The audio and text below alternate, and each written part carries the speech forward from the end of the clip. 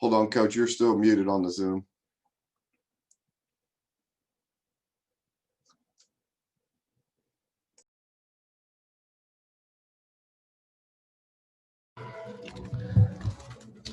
All right, there we go. Now we can hear me. Yes, sir. Again, first I was saying South Carolina's played some really good football this year, and they have a great team, very physical up front on both sides. And I think that's the key to the game tonight. Our offense and defensive lines came to play. We were able to shut the run down on defense, kept them in long situations, which helped on our third down conversion. Our defense was outstanding on third down, getting off the field. Offensively, being able to run the football. It was very tough going sledding early. We kept pounding and pounding and pounding.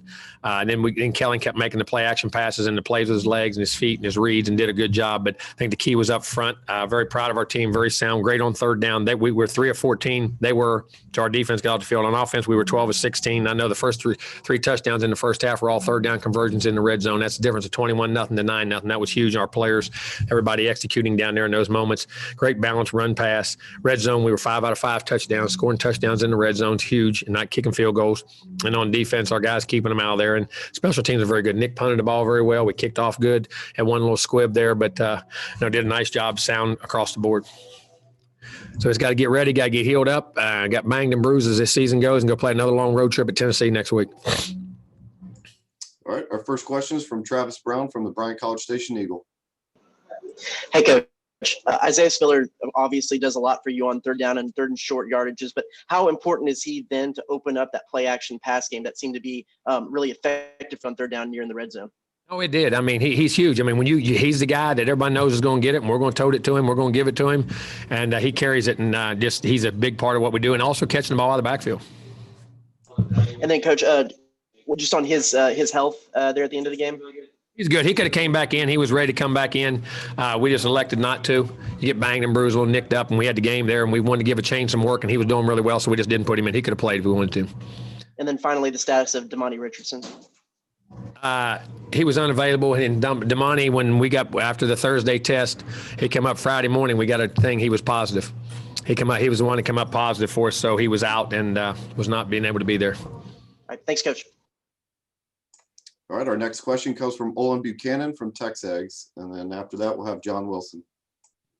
Now, Jimbo, obviously the complete game that y'all are looking for. Is there anything that you saw coming up that made you maybe anticipate that y'all could be this dominant tonight? I mean, you always think you can. You always hope you can. I think the poise of the guys and the players and the experience of our guys and our leadership on both sides of the ball allowed that to happen, and they just continually keep pounding. And they're trying to dominate each play, and I think that's how you end up dominating a game. You don't worry about the next play. You don't know what the result's going to be. You worry about winning your space, that play, then go to the next play. And I think we're learning that, and in turn, you're seeing the big picture come together. Thank you, Coach. All right, our next question comes from John Wilson from KBTX, and then we'll go to Robert Cessna. Coach, as difficult as it is to win in the SEC on the road, how impressed were you with your team tonight to be able to dominate for this game as long as you did? Well, I was very impressed. I was worried because we had a day short this week for practice because of the election, which is the right thing. I'm not saying that, but we had a day less. They had a week off. Preparation changes. We didn't have a lot of time we could scheme it and do it, but not having, getting the players to go out. We had a day less practice. I was worried. And this place is always a tough place to play, and they're always physical. Will's a heck of a football coach, and they always play us very good. I'm sorry, but just very proud of our guys being able to lock in and do it. All right, next up we have Robert Cessna from the Bryan College Station Eagle, and then we'll go to Jennifer Streeter.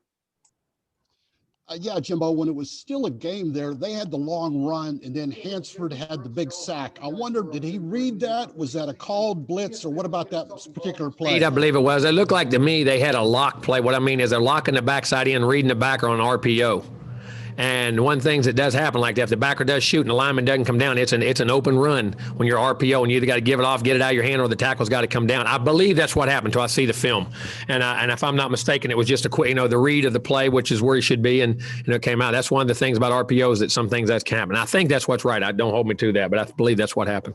And what about Hawker? I don't think he came back. What's his status? But it looked like he was back moving very well tonight. He looks like he's moving. We'll check him out, make sure, give him a few x-rays and things, but he looks like, we think just a mild bang and bruise. Thank you.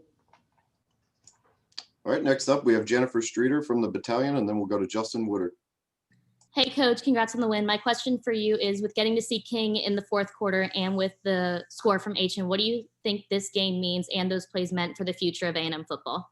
You saw a lot of the players. You saw all of our young backs in the game. You saw 22, 25, and 24 all out there carrying the ball. The Max Wright, young guys there, the young offensive line. Layden come in, did a really nice job with the ones on a big touchdown drive.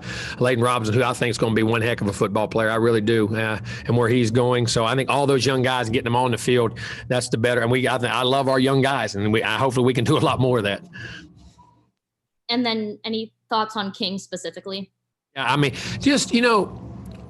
went out, the way he managed the game, ran the clock down, kept the poise, told guys what to do. When he's playing quarterback, you see a guy who's very natural at what he does. And he seems that in the moment doesn't seem too big. And I know it's at the end of a game, that's saying a lot, but he always seems to be that way. And I think he's got a chance to be a heck of a player. Thank you. All right, next up we have Justin Woodard from KX. Coach, you go in the locker room up 21-0, right? And you come out and you still pound them and hit them with 2 more scores in the third and really create some more separation. How pleased are you with that aspect of the football team, willing to put their foot down and put their throat on somebody?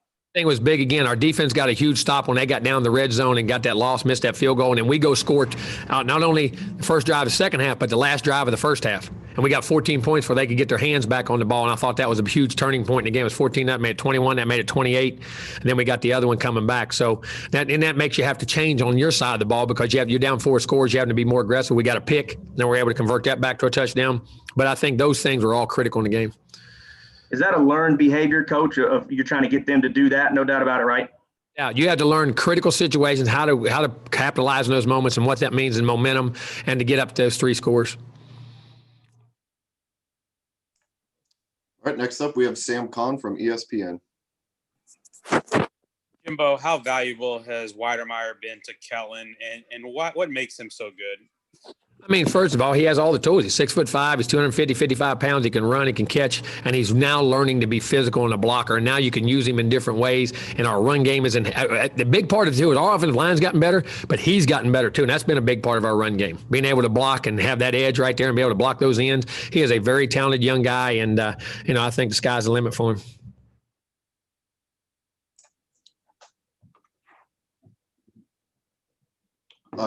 Last question from Travis Brown from the Bryan College Station Eagle. Yeah, Coach, quick follow-up too with Keldrick starting today as a senior. How pleased were you with what he was able to do, and how cool was it to be able to get that interception? He went out there, stepped right in for Damani, played. He's always been playing, but he played great ball. We moved guys around. Getting Eric Young back was huge for us tonight too. I thought he was outstanding getting back out there on the field, but Keldrick got that and got a big pick. Couldn't be happier. Keldrick's a class young man. Thanks, Coach. All right, Coach, that's all we have. Thank you for your